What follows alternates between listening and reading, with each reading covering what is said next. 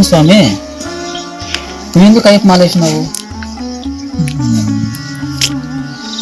ఇద్దరు వేస్తున్నారు, నేను వేశాను స్వామి. అలా వేయకూడదు స్వామి.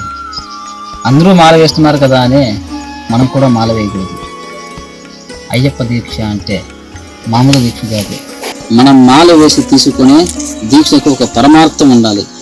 అయ్యప్ప దీక్ష అంటే మామూలు దీక్ష కాదు.